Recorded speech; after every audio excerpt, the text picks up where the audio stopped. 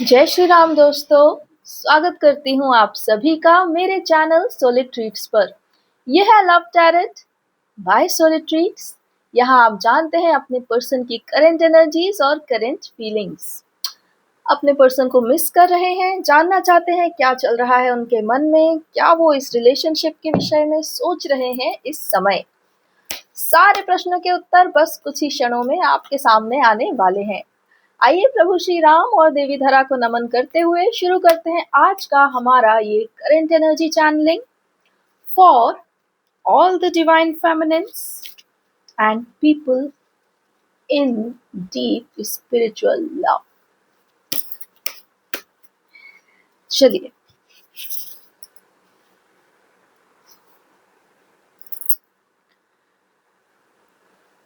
ईश्वर मुझे बताएं क्या है मेरे सारे कलेक्टिव के पर्सन की कलेक्टिव एनर्जीज।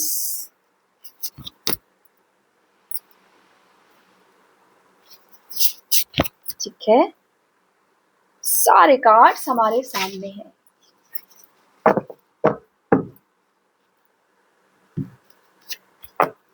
चलिए एक एक करके इन्हें पढ़ते हैं। Wow, S of swords. आप लोग और आपके पर्सन बहुत ही इम्पोर्टेंट सोल है, बहुत ही महत्वपूर्ण है इस संसार के लिए, क्योंकि जब भी मैं उनकी एनर्जीज निकालना चाहती हूँ सबसे अधिक डिवाइन कार्ड्स ही आते हैं। Definitely, we are talking about spiritually uplifted, highly divine souls over here. आइए देखते हैं क्या है ये कार्ड्स और इनकी reading. Be ready for a very divine and spiritual message. इस टैरो टेबल के इष्ट के द्वारा आपको अवश्य ही कोई ना कोई मैसेज मिलने वाला है। कार्ड्स में ऑलरेडी ये दिख रहा है। इस वीडियो को मिस मत कीजिएगा, अंत तक जरूर देखिएगा, क्योंकि यहाँ पर धर्म की जय हो चुकी है। आइए देखते हैं अब प्रेम में आपके लिए क्या है। जिस पल से आपके पर्सन अपने आसपास के नेगेटिव ऊर्जा वाले लोगों को पूरी तरह परास्त कर देंगे, अर्थात उन्हें दूर कर देंगे या उनसे दूर हो जाएंगे, बस उस ही क्षण से उनके जीवन में जय आना आरंभ हो जाएगी, अर्थात सफलता आना आरंभ हो जाएगी। आपके पर्सन इस समय ऐसे दुविधा में है मानो जिस धरा पर वो खड़े हों वो धरा दूसरे के द्वारा ही उनके लिए बनाई गई है, अर्थात उनके जीवन का जो बेस है हो सकता है कि वो बहुत सारे लोगों के द्वारा बनाया गया हो। इस कारण से अभी आपके पर्सन पूरी तरह विफल होते दिख रहे हैं अपने जीवन से थर्ड पार्टी को निकालने में, लेकिन यह अधिक समय तक नहीं चलेगा। इस पूर्णिमा के पहले ही हम इस ऊर्जा का संचार करेंगे जिससे आपके पर्सन दूसरे लोगों को या नकारात्मक शक्तियों के वश में जो भी लोग हैं उनसे अपनी दूरी सदा के लिए कायम कर सकें। आपके पर्सन थर्ड पार्टी के साथ अभी भी थोड़ा असल में दिख रहे हैं, पूरी तरह डिसीजन नहीं ले पा रहे हैं। शायद उनके जीवन का बहुत बड़ा हिस्सा ये लोग रह चुके हैं, इसलिए उस हिस्से के बिना अपना जीवन देख पाना उनको थोड़ा कठिन लग रहा है, लेकिन ईश्वर आपको चेता रहे हैं कि निश्चिंत रहिए, इस पूर्णिमा के पहले पहले ही ये कार्य पूर्ण हो जाएगा। जब ईश्वर ने कह दिया है तो हमें चिंता की कोई बात ही नहीं। आइए देखते हैं और क्या है इस कार्ड में। यहाँ भी आपके पर्सन भय और भीरुता को प्राप्त कर रहे हैं। उसके लिए यदि आप स्वयं अपने मणिपुर चक्र पर कार्य करें तो आप और आपके पर्सन दोनों शीघ्र ही इस विपदा से बाहर आ सकते हैं। फियर की एनर्जी दिख रही है फ्रेंड्स, एंड फियर की एनर्जीज मणिपुर चक्र से रिलेटेड होती है, इसलिए आप मणिपुर चक्र का मेडिटेशन कीजिए। ओके, आपके लिए और आपके पर्सन दोनों के लिए ये बहुत फायदेमंद होने वाला है। अगर ईश्वर ने कह दिया है, नाम ले लिया है, तो बस आपको बैठ के मेडिटेट करने की देर है, बाकी कार्य प्रभु खुद करेंगे। ठीक है, चलिए आगे बढ़ते हैं। जिस भी ओके ऐसा लग रहा है मानो आपके पर्सन को सभी ओर से एक त्रिकोणीय व्यवस्था, पिरामिड की तरह उनको पैक कर लिया गया है और वो इस विषय में पूरी तरह सोच नहीं पा रहे। अर्थात कहीं ना कहीं वो रुके हुए हैं, पूरी तरह निर्णय नहीं ले पा रहे। और वो निर्णय कैसे लेंगे? जब आप मणिपुर चक्र पे काम करेंगे। ओके, आपको यहाँ पर जो लोग कुछ तोहफा देते हुए दिख रहे हैं, वह आपके पर्सन के जीवन में भी अभी चल रहा है। आपके पर्सन को विभिन्न प्रकार की लालच और लालसा दी जा रही है। इस समय उनकी बहुत पूजा सेवा अर्चना की जा रही है, ये बताने के लिए कि जिन्हें वो थर्ड पार्टी या बाहरी लोग समझते हैं, वो लोग उनके स्वयं के अपने लोग हैं। लेकिन यह व्यवस्था पूरी तरह पुराने राजाओं के द्वारा की गई है, ताकि वो आपके पर्सन को लुभा सकें और उन्हें उनके सोल पर्पस से डिगा सकें। इसलिए ही वो आसपास के सभी लोगों को बड़ी ही सुंदर एक परिवार जैसी ऊर्जा में डालकर ये दिखाना चाह रहे हैं कि हमारी हृदय की जो जलन है वो तो बहुत ही क्षणिक है, हमारे हृदय का प्रेम तो तुम्हारे लिए शाश्वत है। इस प्रकार से आपके पर्सन को इस समय माया में, इल्यूजन में डाला जा रहा है और आपके पर्सन ये सब देखकर अपने भीतर थोड़ा सा रुक से गए हैं। परंतु यह मायावी शक्तियां अपनी माया अधिक समय तक नहीं चला पाएंगी। इनका अंतिम समय आ गया है, इसलिए ही ये इस प्रकार के प्रपंच रच रही हैं। आपके पर्सन जो इस भारतवर्ष के युग का, सौभाग्य का और नियति का निर्माण करने के लिए ही यहाँ पर आए हैं, उपस्थित हुए हैं, उन्हें रोकने की अंतिम कोशिश ये सारी विपरीत शक्तियां कर रही हैं। परंतु इस पूर्णिमा के पूर्ण होने से पहले आपके पर्सन अपने सोल पर्पस में स्थित हो जाएंगे। इसलिए आप पूरी तरह इस व्यवस्था से निश्चिंत रहिए। परंतु यदि हो सके तो आप अपने भीतर के भय पर, अपने मणिपुर चक्र पर कार्य कीजिए। ईश्वर के प्रति और आशावान और विश्वास पूर्ण रहिए। इससे आपके पर्सन को भी ताकत मिलेगी, शक्ति मिलेगी। आप इस धरा के लिए अत्यंत महत्वपूर्ण है।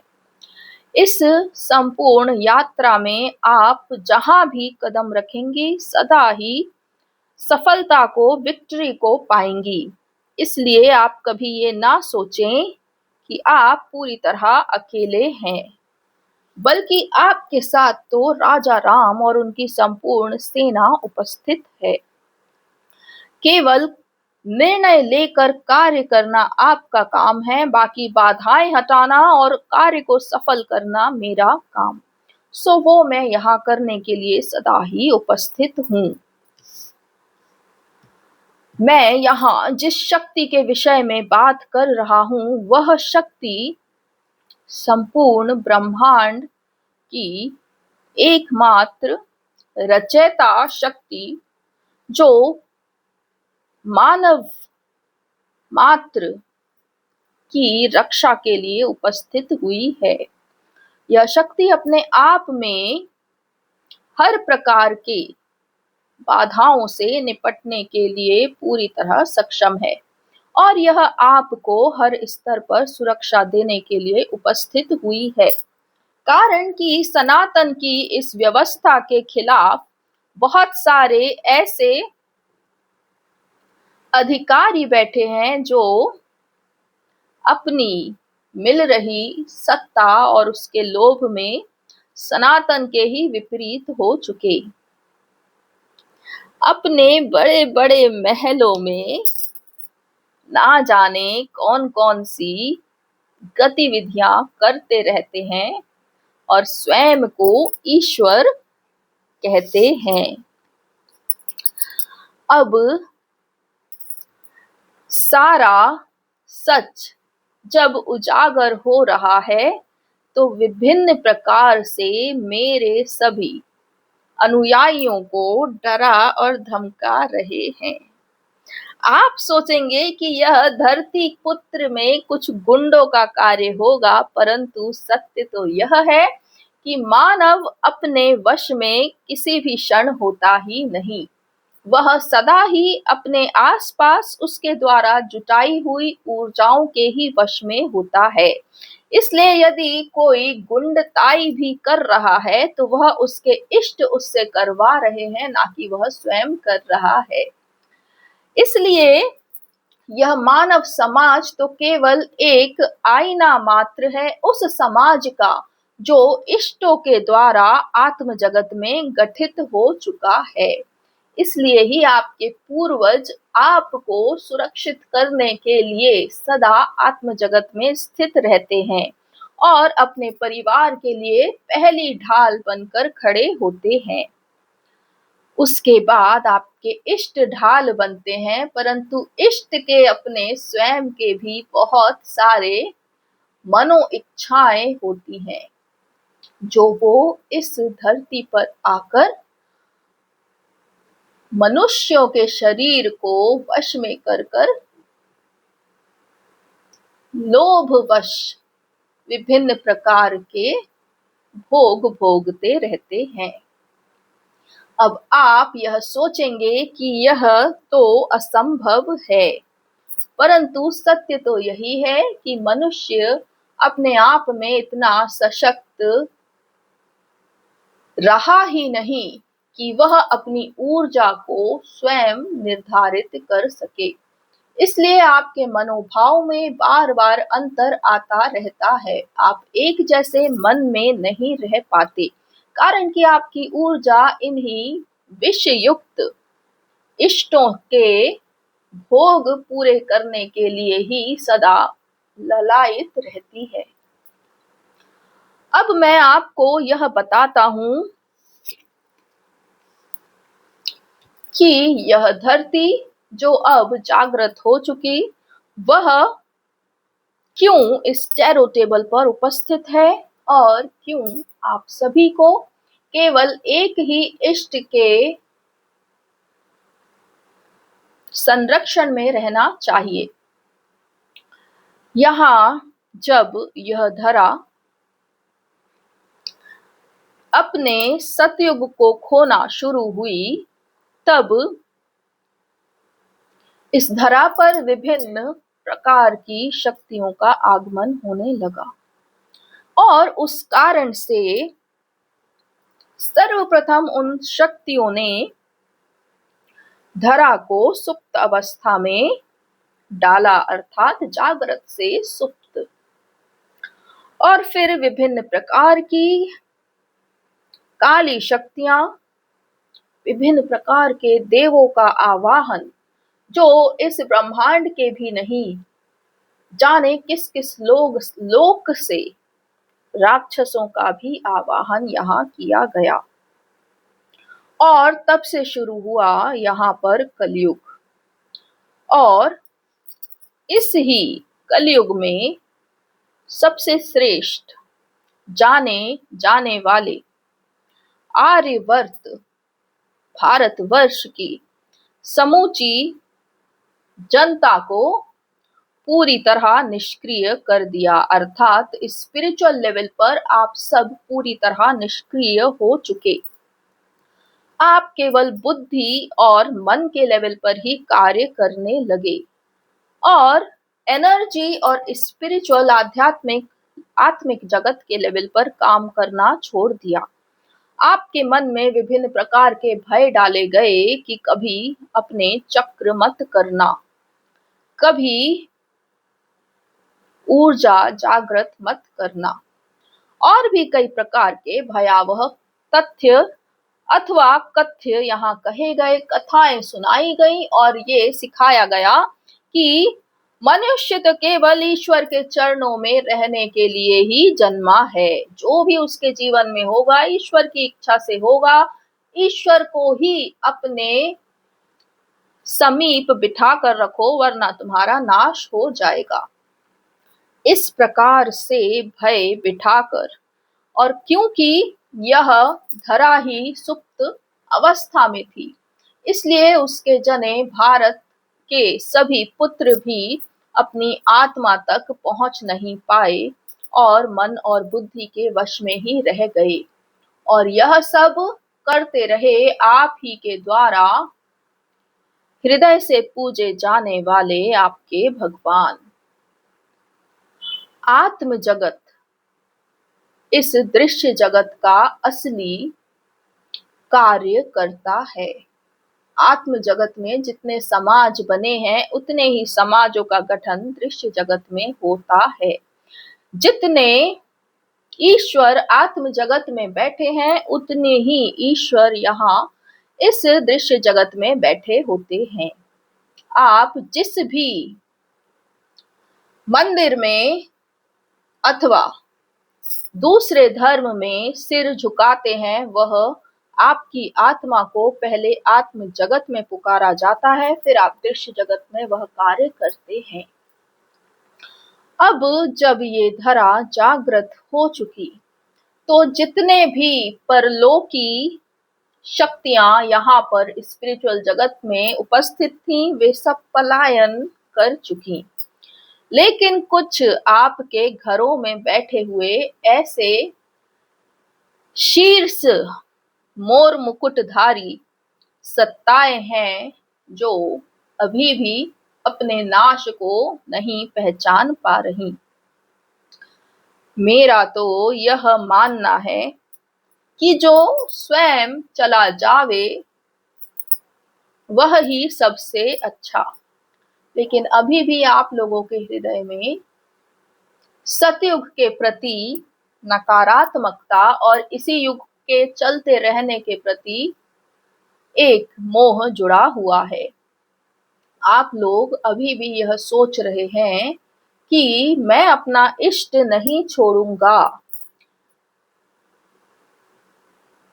वैसे मुझे इस बात से कोई परेशानी नहीं, क्योंकि इससे मेरा काम तो आधा ही हो जाता है। मैं यदि आज तुम सबको तुम्हारे इष्टों के भरोसे छोड़ दूं तो तुम्हारा जीवन उसी गर्त में जाएगा जिस गर्त में आज तक है। यदि तुम बदलने को तत्पर नहीं तो तुम स्वयं ही अपनी नियति चुन रहे हो। लेकिन मैं यहाँ फिर भी थोड़ा आशावान रहता हूँ कि शायद तुम अपने अंदर साहस जुटा सको और अपने आप को ईश्वर से कम ना समझो। शायद तुम ईश्वर तुल्य हो सको, क्योंकि मनुष्य सदा से ही ईश्वरों से बातें करता आया है, उनके लोकों की कथाएं कहानियां यहाँ सुनाता आया है और उनके लोकों में जाकर युद्ध करके उन्हें विजय दिलाता आया है। जो इस लोक का नहीं और जो आपके प्रति सद्भावना रखता हो, आपकी सहायता करना चाहता हो, वही तो ईश्वर होता है। परंतु धरती पर तो मनुष्य ही राजा है। लेकिन आप यदि दास ही बन के रहना चाहते हैं, क्योंकि उस दासता में आप अभी तक जिंदा हैं, मरे नहीं। यदि यही जीवन तुम्हें पसंद है तो ठीक है, तुम अपने जीवन को इसी तरह जमीन पर लेट लेट कर उन्हीं काली इष्टों के मंदिरों में जाकर जियो, मुझे इससे कोई परेशानी नहीं। लेकिन ये धरा जागृत हो चुकी और अब तुम्हारी आत्मा भी जागृत होगी और तुम्हें दिखाई देगा कि आत्म जगत को छोड़ देना, उस पर आंख मूंद लेना तुम्हारे जीवन का सबसे बड़ा अपराध था। कारण कि तुमने बिना सोचे, बिना पूछे, बिना ही इंक्वायरी किए अपने जीवन में किसी ऊर्जा को स्थान दे दिया, क्योंकि वह तुम्हारे लिए अच्छी ऊर्जा भी लाने में सक्षम थी। परंतु तुमने यह नहीं देखा कि तुम्हारे जीवन में सारी एनर्जी उसी के द्वारा लाई जा रही है, भले ही वह कुछ क्षण का सुख हो और हजार क्षणों का दुख। डिप्रेशन, एंजाइटी और भी जाने क्या क्या जो इस संसार में अभी हो रहा है। जो लोग कुछ भी गलत नहीं करते अपने जीवन में, वो भी मानसिक तौर पर पूरी तरह टूटे हुए हैं। यदि ईश्वर है तो वह तुम्हें रुलाता क्यों है? यदि ईश्वर वही है जिसे तुम मानते हो, तो वो तुम्हें तुम्हारे घुटनों पर गिराकर उससे भीख मंगवाता क्यों है? प्रेम के नाम पर तुम्हें इतना अधिक टॉर्चर करता क्यों है? यदि वह तुम्हारा हितकारी है तो तुम्हें बार बार किसी अनचाहे रिलेशनशिप की तरफ आकर्षित करता क्यों है और क्यों तुम्हें तुम्हारी ही नजरों में बार बार गिराता है और तुम्हें तुम्हारे स्वाभिमान में आने नहीं देता? ये सारी बातें मैं इस चैरिटेबल से आज इसलिए कह रहा हूं क्योंकि यहाँ कुछ महामूर्ख ज्ञानी लोग हैं जो खुद तो स्वयं में शून्य साहस रखते हैं और जो महासाहसी, एक धनवान, एक ही ज्ञानवान है, उसे जाने क्या क्या बकते हैं। परंतु फिर भी ज्ञानी होने का सबसे बड़ा ड्रॉबैक ही यही है कि तुम्हें अज्ञानियों को क्षमा करना पड़ता है।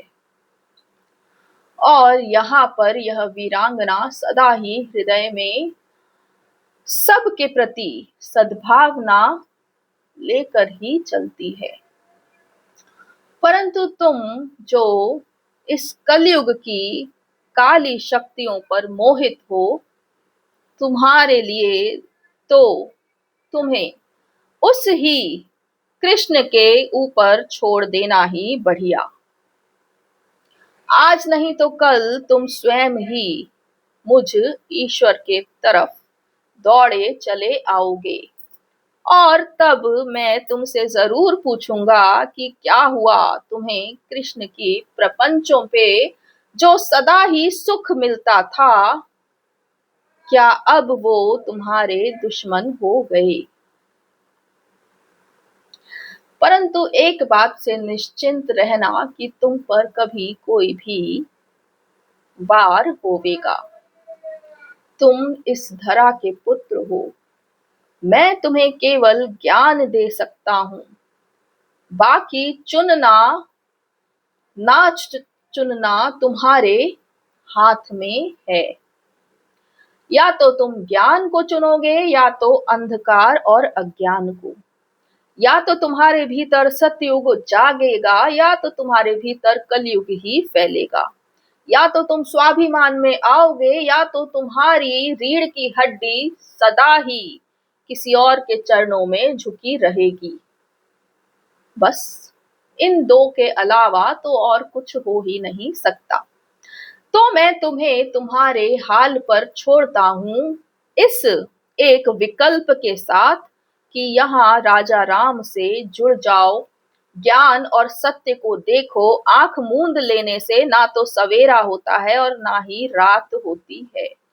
जब आंख खोलोगे तभी सत्य को देख पाओगे, और सत्य को देखने के लिए साहस लगता है। यदि तुम में साहस हो तो आंख खोलना और इस सनातन की भव्यता को देखना, और यदि साहस ना हो तो भी तुम अपने इस जीवन को जीते रहोगे और अंततः मृत्यु को ही प्राप्त होगे। तो इसमें कोई बहुत बड़ी विडंबना नहीं। तुम अपनी आंखें बंद रख सकते हो। यह तुम्हारा ही निर्णय होगा और तुम्हारा ही जीवन। शेष इस टैरो टेबल से सदा ही शुद्ध सनातन और श्री राम और देवी धरा के द्वारा चलायमान शुद्ध शांतिपूर्ण सशक्त करने वाली ऊर्जाएं ही मनुष्य को पूरी तरह जागृत करेंगी और सुरक्षित करेंगी और स्वाभिमान में लेकर आएंगी। क्योंकि बिना स्वाभिमान के एक मनुष्य भी एक कीट की तरह ही होता है, जिस पर कभी भी पैर रखकर उसे कुचला जा सकता है। और यहाँ ऐसे किसी भी मनुष्य का स्वागत नहीं। सो तुम तुम्हारे इष्टों के प्रपंच में सुखी रहो। मैं, मेरी धरा और जितने भी साहसी मनुष्य इस धरती पर उपस्थित होंगे, उनके साथ इस सनातन को अपने मुख्य स्थान पर लेकर जाऊंगा। शेष सब शुभ है, सब मंगल है।